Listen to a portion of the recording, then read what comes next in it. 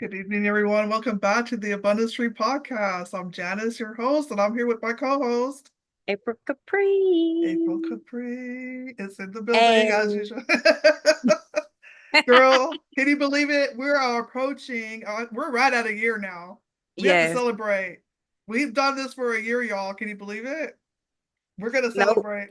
Time I flies when know. you're having fun. I don't believe it's been almost 12 months. It's We're just right on it. We're right on it. So we're gonna be saying it every episode probably until our episode, like our anniversary month is over. So whatever you want to call it. But it's been about a year, y'all. So we're thank you so much for your support. We've grown organically, so we just appreciate all our listeners. Y'all stick with us. Stick with stick with it. us. Yeah. Stick with So us. yeah. So we have a We very high energy guest tonight. we We do. do. So It's high energy. I'm very sorry. high energy. So our guest today is the definition of resilience and reinvention. After surviving a near fatal attack in South Africa and losing his life savings in a failed business venture, he rebuilt himself from the ground up. He was diagnosed with ADHD and realized he wasn't suited for the 9 to 5. So he explored careers from nanotech research to Navy Marine engineering and traveled to over 55 countries. Along the way, he lost over 100 pounds and conquered daily Oh, anxiety. Now, as an entrepreneur and mentor, he helps others discover their unique strengths and passions. We have Mr. Jonathan McLernon. hi, Jonathan. Did you say That he is lost just what? amazing. Over 100 pounds. That's It's the awesome. conquering daily anxiety for me. Teach me that. Yeah, right. Hey, Jonathan. Hey, how you doing? Good. How are you? Doing fantastic. Thank you Wow. for joining us. We're Yeah, admiring your long list of accomplishments, like right. losing 100 pounds and conquering Yeah. anxiety. Tell us more, friend. Yes. Oh man, and the two probably go hand in hand. Maybe helpful to give just a little bit of backstory because I wasn't like an obese kid at all growing up or anything like that. But I went through like a really seriously traumatic experience when I was 29 years old. I was living in South Africa at the time and went through a violent attack where four guys jumped me and they were trying to beat my head in basically with Oh, rocks. Yeah, it was obviously very traumatic, and if anyone wonders why I can talk about it in a relatively like calm or lighthearted fashion, it's because I've done the work. I will say, but it was horribly traumatic to go through, a lot to cope with, and I actually didn't have the tools to cope with it. So I fell into binge eating and food addiction as a way of coping. Of course, at the time, I didn't realize that was what was happening to me. I didn't understand my pattern of behavior. All I knew, in one sense, looking back, was like these intense, overwhelming feelings would just wash over me, and I'd be looking for any way to cope. And food became that way of coping. And Wow. maybe I'm fortunate in one sense that I didn't turn to alcohol or drugs, I guess. But I actually have a far greater understanding of why people do turn to those substances. And I say that with a great degree of compassion, not condoning that as a behavior because obviously it's destructive and harmful, but I understand why it happens because for me it was food, and so turning to that led to me gaining a huge amount of weight in actually a relatively short window of time, about 6 months. I gained about 120 pounds, and people might ask the question like, "Didn't you notice?" And that's a really fair question to ask. And truthfully, not really, because after going through something seriously traumatic, there's I can't describe it other than like some sense of dissociation from my body and this yeah. unawareness of really what was taking place. Because in my head, I was still viewing myself as an athlete because I used to be an athlete, and I was like almost just in denial of reality. And it is utterly fascinating now as I look back and think about it, even from a neuroscience perspective, like what was happening in my brain. But I was entirely dissociating. So, and then one day it was like it all just sort of hit me, like, what am I doing? I was about 330 pounds, and I was just like, what happened?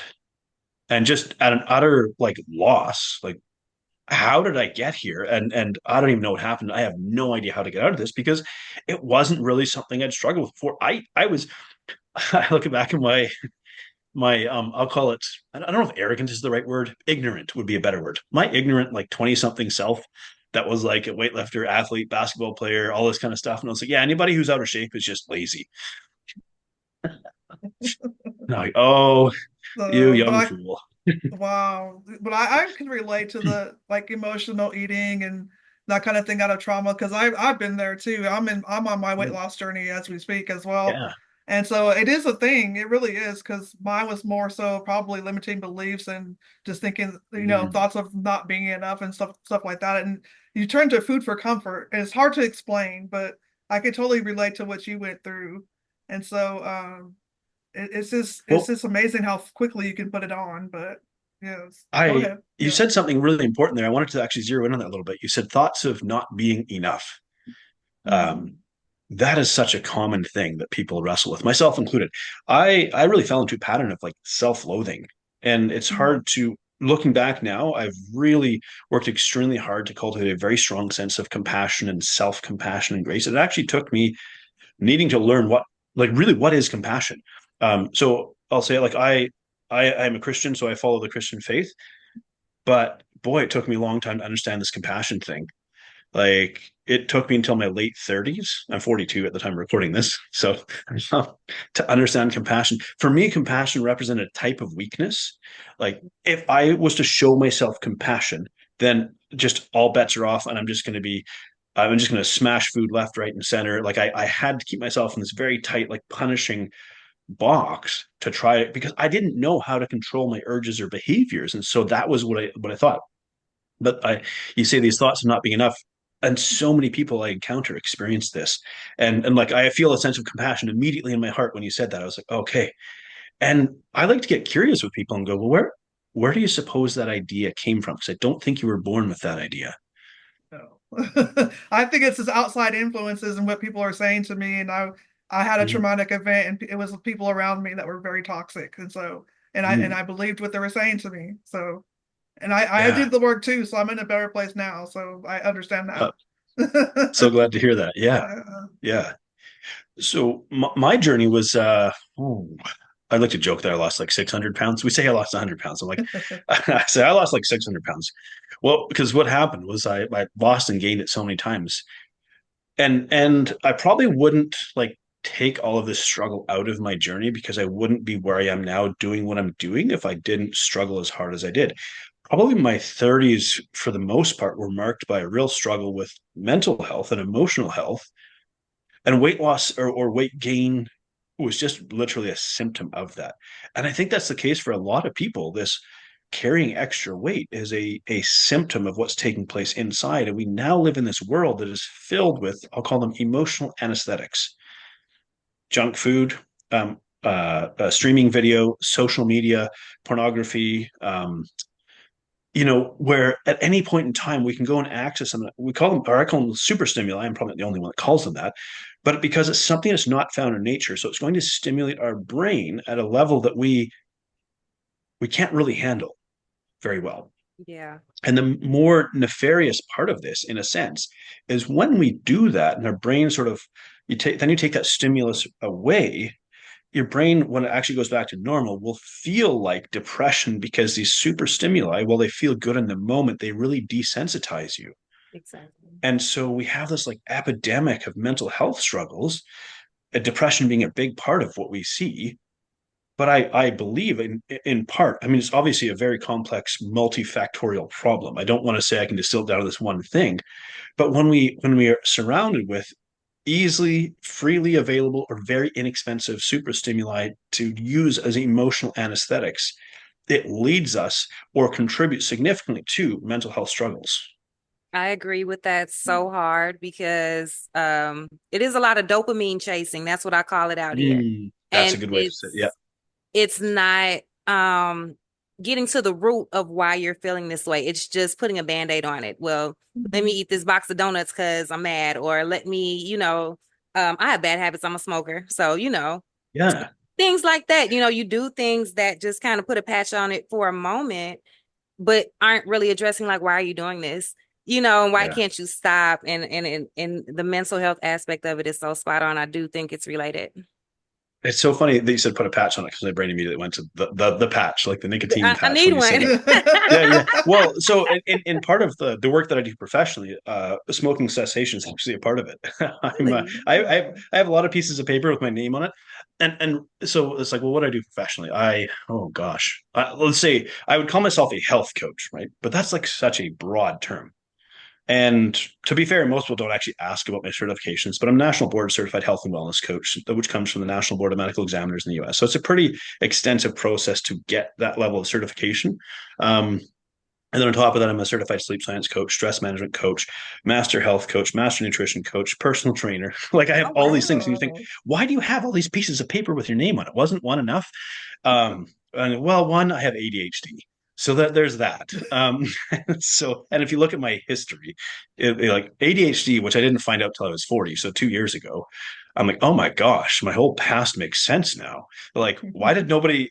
Because in my head, when I would hear ADHD, I was like, oh, that's just a kid's thing, and they just kind of outgrow it. Like, it never occurred to me that like I could have it, or what does adult ADHD look like? And to be fair, I use that carefully. Like I went through the psychiatric diagnosis. I didn't just sort of, watch a YouTube video and go, oh, I probably have it because I have these symptoms.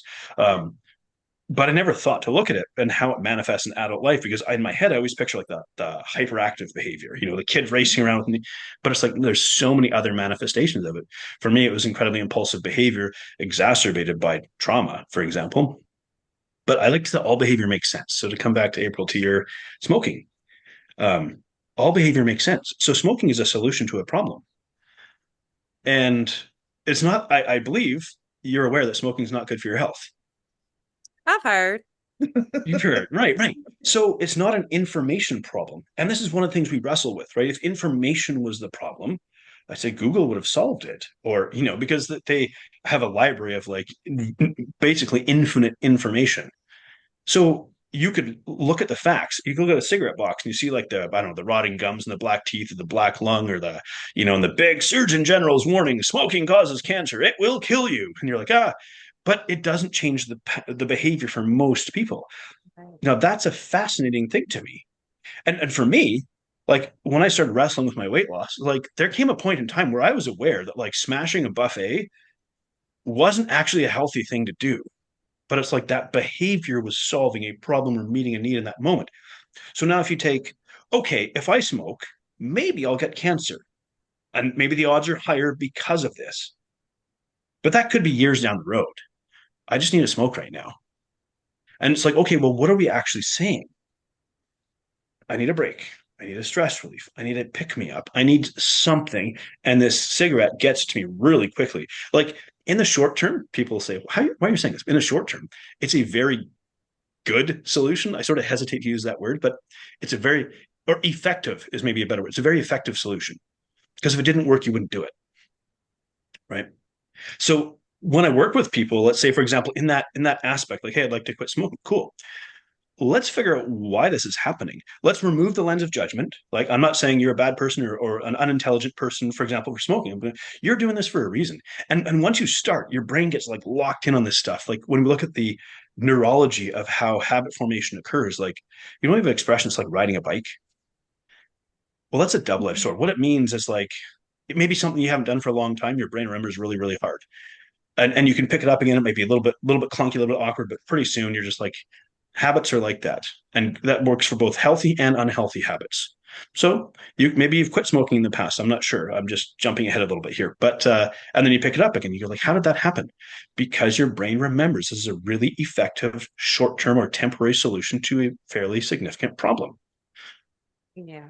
We Yes. are what they say, creatures of pattern. You kind of resort back to old ways. And I'm not gonna tell nobody about the caffeine addiction I have as well. I'm gonna blame it on the chemical aspect. But I know it's mental. It's As I totally sip on my mental. coffee. Man, it is definitely hand in hand for me.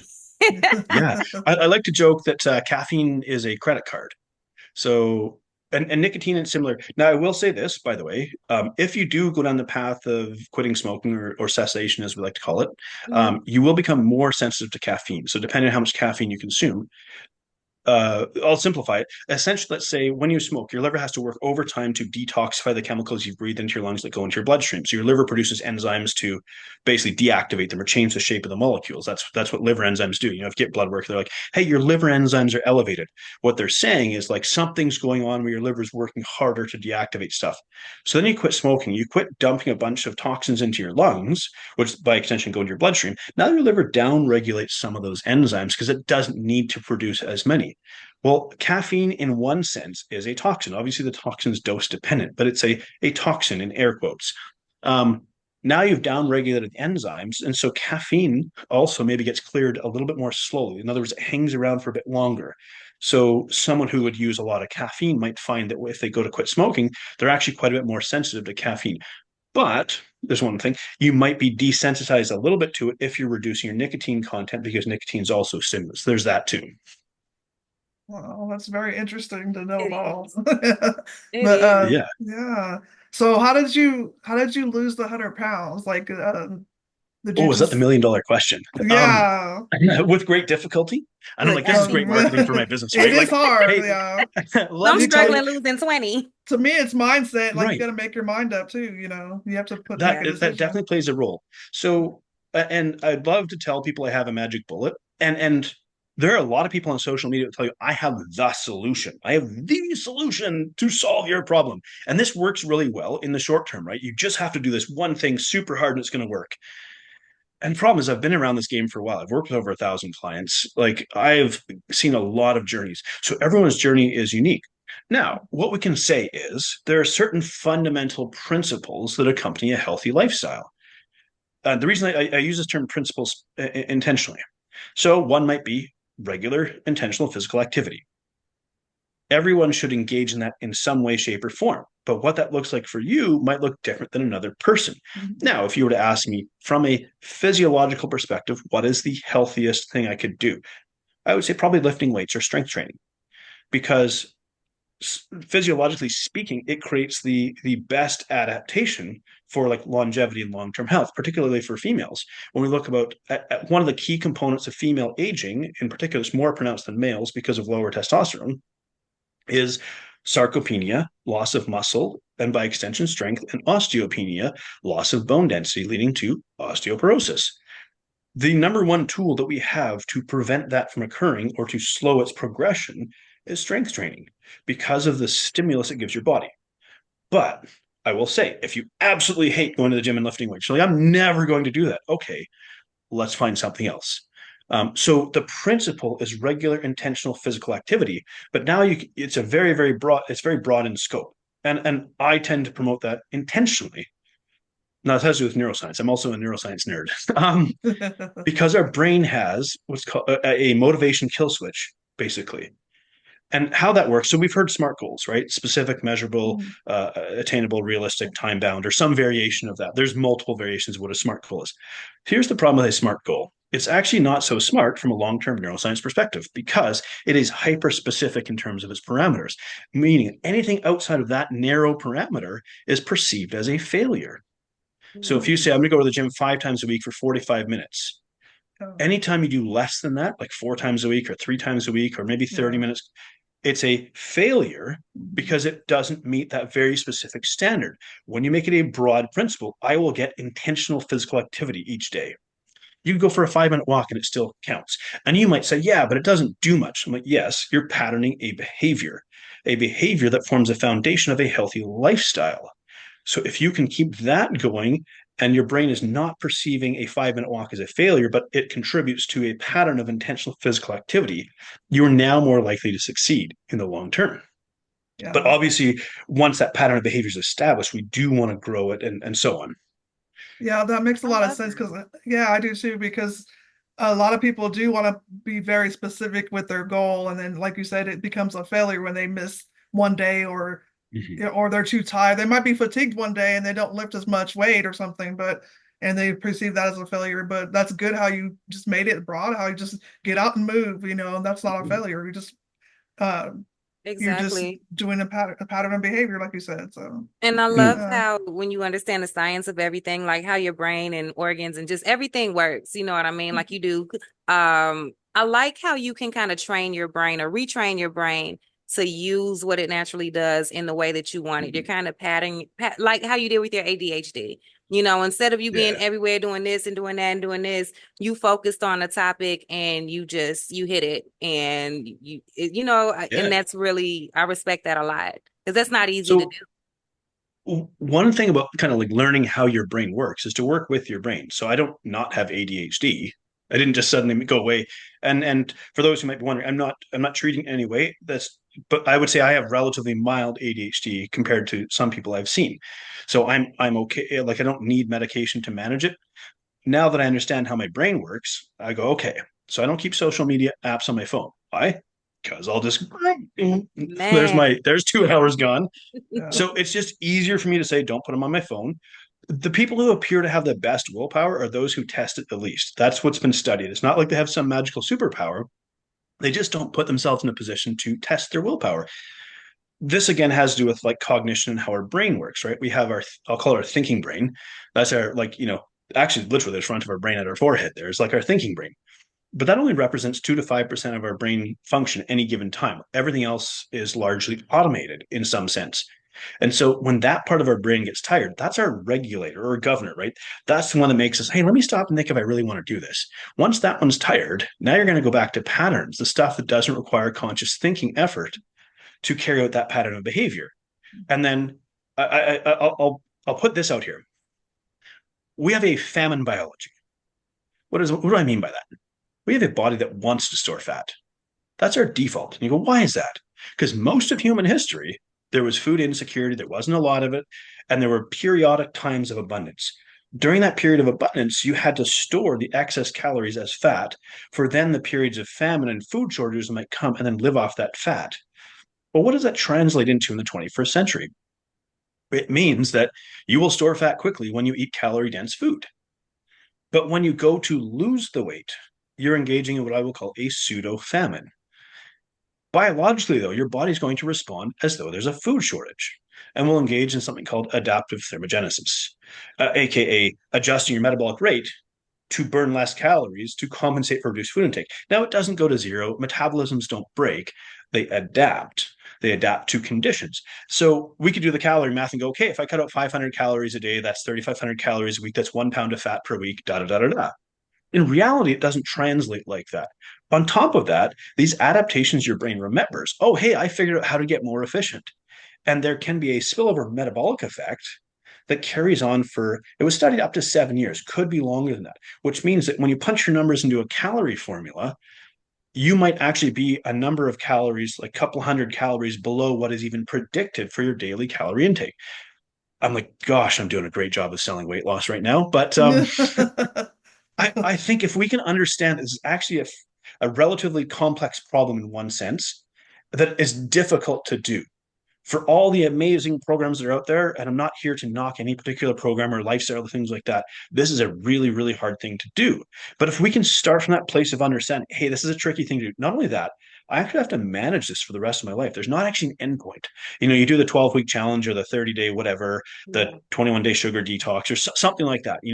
Cool. What next? 10 years from now, what are you doing? And I think almost anyone out there who's tried to get healthy has experienced like, oh, when I kind of stopped doing the thing that was, helping me, that famine biology kicks in again. Because once you start refeeding, in other words, eating calorie dense food again, which by the way, your brain loves, put fat, sugar, and maybe a bit of salt in there, and hallelujah, your brain's like, more of this, please, right? Well, in my opinion, the culprit is the sugar. So that well, keeps you. yes, but we don't sit here crunching on sugar cubes, right? No. So But it's like sugar things turn to paired with sugar. something. Yeah. Yes. So let's pick on a donut. And donuts like high in sugar and high in refined carbohydrates, but it also has a nice like fat to it, which gives it a really enjoyable or pleasurable texture to eat. On top of that, when you use wheat and gluten, gluten has a compound in it, or because gluten's not just one thing, it's a group of proteins, basically. Um, Gluten has something in it that is very similar in fashion to an opiate. And I want to call it a gliadomorphin, but I might have the wrong. Someone could correct me if I got the term wrong, but it's something along those lines. So it's like a gluten morphine, if you will. So if you wondered if you're addicted to bread, it's like My there is goodness. actually an addictive nature to it. Yeah. Same goes for cheese, by the way. Mhm. Cheese has something called casomorphins, and there's a reason for that. Mother's milk, baby drinks mother's milk, is nurtured by it, is calmed and soothed and feels warm and helps to bond with the mother. So there's a reason for casomorphins. Then you pick pizza, gluten plus cheese. You have like the most addictive food on the planet. All right. Yeah. That is so amazing because you know what? That just really opened my eyes to there are reasons behind the things that we think we're crazy. We're just acting like irrational or not having Mhm. willpower, and like you said, we don't give ourselves a lot of grace when we Yeah. don't just do this or don't do that like at the drop of a hat. But there are actual psychological and chemical reasons behind why it's Yeah. hard to just stop and not do that Yeah. right Yeah. now. I Yeah. think at the I end of mean, the day, you got to do what works for you. And mhm, mhm. yeah, And, so and I might throw in one more piece of I'll call it good news in air quotes. And that is at the end of the day, like eventually, like a method will stop working. It Mm, could be like the best diet or training. Eventually, it stops working at some point in time, and you have to make some adjustments to it. So I really encourage something that I call a dial mindset. A lot of people adopt an all or nothing mindset. I'll call it like a switch. You're on or you're off. There's no in between. A dial mindset is I will adjust, like, let's say, the intensity of my effort based on my capacity. mm, So this ties into something that I don't believe gets discussed enough. That has to do with nervous system capacity. So our nervous system is actually getting overloaded quite significantly, going back to this idea of super stimuli. They're exciting, but they're also taxing for our nervous system. And so we live in a more, I'll call it cognitively, like emotionally and mentally stressful world than ever before. Not very physically demanding, though. But when we don't manage our nervous system capacity, we burn out. I say to people, they step on the gas and drive into a brick wall. Right? Their nervous system crashes. They fall into a low energy state that mimics a depression, uh, and they feel apathetic and don't care because their nervous system, you might have used a month's worth of energy in a week and a half. And so now you got to fall into a low energy state to basically let your nervous system recharge its capacity. And so nervous system health really matters. So there's like so many pieces of this puzzle, but like I'll say I have like an engineering brain. At one point, I was a marine engineer. So I do have a bit of an engineering background as well as a nanotechnology background, among other things, because the whole wow. ADHD thing, right? so Um, hey, I'm like hooked on learning. That's Um, awesome. just, but what I think I do well, if I was going to say like, what do I do well, it is I think the ability to take like a complex situation and like put all the pieces together. My brain is like a problem, like everyone in one sense has it, but my brain is really good at like solving complex problems. And so for me, when somebody comes to work with me as a health coach, whether smoking, sleep, nutrition, fitness, and they're all really interconnected in one sense, each person's like a unique individual problem. And I like to say it's kind of like, like a student driving car. You get to be in the driver's seat. You're at the controls, and I like to say I'm like a what was it quote? I'm a guide by your side, not a sage on the stage. So if I'm going to work with you, you get to be in the driver's seat. Your hands are on the controls, but there is a second set of controls over there. So if you're going to, steer into a ditch or drive into oncoming traffic or do something reckless, I can sort of let's pump the brakes there for a second. Let's rethink this. And of course, I bring quite a bit of experience and I'll say like life wisdom into this. So I can, the best athletes in the world have a coach. Let's say Steph Curry. He's a fairly famous basketball player, probably the most prolific shooter in the game of basketball, particularly 3-point shooting. He has a shooting coach, and I bet you his shooting coach can't shoot threes as well as Steph Curry can. You know, Yeah, but he can see things that Steph Curry can't see. right. Right. Yeah. He doesn't So break it when down. I'm and my attention's on somewhere else, right? Like my attention's on you and what you're doing. Your attention's on everything going on in your life. I'm not encumbered by that. Because you would think, why is health coaching a thing in the age of Google and information? It's a human thing. We also need human connection this is to true. engage. You do. Yeah, And And you have to support. be in, yeah, and you have to be yeah, intentional about deciding to make the lifestyle change and yeah. whatever is going to work for you and whatever you can sustain. But Here's Right. you the have to thing. be intentional about it. What kind of The one people thing do about you know, oh yeah, like trying to solve what type of problems? I'm sorry. oh yeah, no, that's fine. And it's from a marketing perspective, it's like this isn't great, but I can help just about anybody. It's kind of funny to say that. Now, to be fair, most people coming my way are looking for weight loss. That's like the big overarching problem that's facing us as a society. But the difference is like you're going to get an individual approach or an Yeah. individual plan for you. And we're going to work on it together. Like I said, there are fundamental principles that we look to employ. Things that help, hey, let's optimize your sleep hygiene. Let's optimize your proactive stress management because you really need that in today's world. Let's optimize your nutrition, but let's do it in a way that works for you. Because one other part about change. We're quite resistant to change, human beings. And it's partly our brain trying to keep us safe. Hey, if we stay within a familiar pattern, I can keep you safe. When we go to change, it actually means becoming vulnerable. We're going to maybe learn some new skills, tackle some new abilities. We're going to do some things we're not that good at. And if we try to do this alone, we feel very vulnerable. And our brain goes, let's go back to the familiar because it's safer, in air quotes, over there. When someone's with you, so let's say we go back to my student driving car analogy. You're like, oh man, I'm not sure if I know how to handle this car. Like, this is a new experience for me. I'm learning a new skill. Hey, I'm there right beside you. My experience working with over 1,000 clients in the last decade, like, I'm there with you. You can ask all the questions you want. You can stop, drive to the side of the road. Hey, let's stop moving the car right now. I want to figure out what's going on. You have a safety net there. You can try and screw up horribly. I say, like, the central tenet of my work is what I call my compassionate curiosity. So compassion is the ability to look at our behaviors minus the lens of judgment. I'll give you I know we're short on time, but I'll give you one more quick analogy. Okay, April, let's say I come to your place. I don't know if it's going to happen anytime soon, but since I'm over in Australia right now, but let's just say maybe I can just pass you in the street and you're kind of in the corner lighting up a cigarette, right? Like hoping that nobody sees you. And I'm like, April, what are you doing? You an idiot. You know better than this. Don't be stupid. You know, you're not interested in not smoking at that point in time. You're interested in not being caught. And it's not because you're a bad person. It's because we don't like the sense of being intensely judged. Right. So if I come to you and I try to use judgment to coerce you to change your behavior using shame, it's not really going to work because I didn't address why you're doing that. Now, on the other hand, if I'm like, hey, you know what? You're having one, want to have two. Just go for it. That's enabling. I'm saying because I'm afraid of the discomfort of being with you in this difficult situation where you're doing something unhelpful. If I'm afraid of that discomfort, of that tension, I'm just going to enable you. Hey, you've had one, have two. Oh, you've had one cookie, have 10. You've already started, keep going. That's enabling. So no, compassion walks the middle road where I go, hey, let me sit with you in this discomfort. And a lot of people can't do this.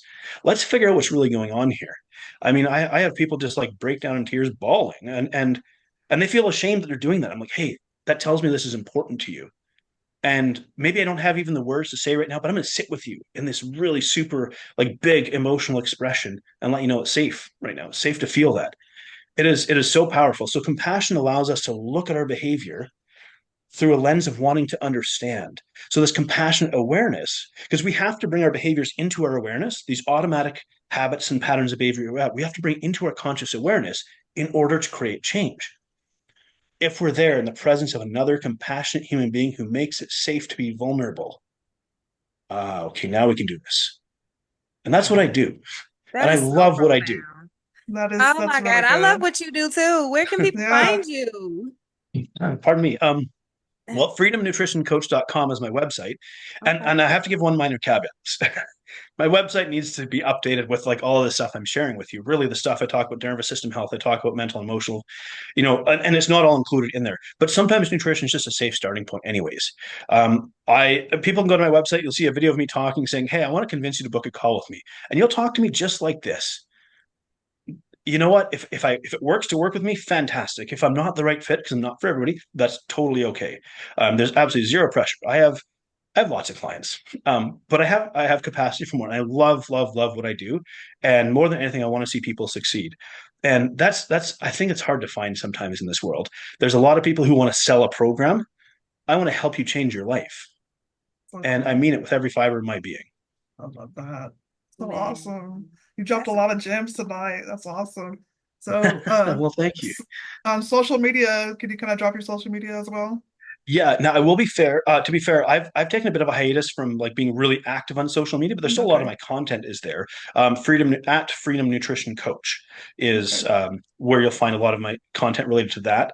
I do have a podcast, which again is on a bit of a hiatus. I have two kids that are 1 and 3 right now, so the addition of a second child kind of started to occupy a bit more of my time, and I had to scale back on some things, and so podcasting, which I dearly love so much and want to get back to it. And I'd love to have you both on sometime and explore your stories because human beings are just fascinating. But it's called Between the Before and After.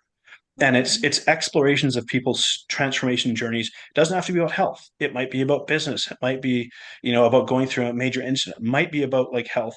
But I wanted to give people space. I mean, I've had stories about people who survived human trafficking to like what was this really like? Because social media only shows us snapshots. I want people to share their whole story. So between the before and after, if you want to hear some really cool stories, you'll find it there as well. Oh wow, I want to check Awesome. that out. That sounds amazing. It Yeah. does. I'm so happy that you blessed us with this episode and just sharing your knowledge and your expertise and just the compassion. Yeah, I can tell that's that Mhm. you're really huge. genuine and want to help people. Yeah. You're so much more than a diet program because I think you attack everything from all angles and that's Mhm. major. Thank you so much for joining us. Yes, Thank thank you you. It's so really been a much. pleasure. Thank you. So yeah, so thank you all for watching and yeah. Thank We'll you, see you next guys. Thank time. you. Book a call with Jonathan. Yeah. See ya. We'll see ya. Bye. Have a good one.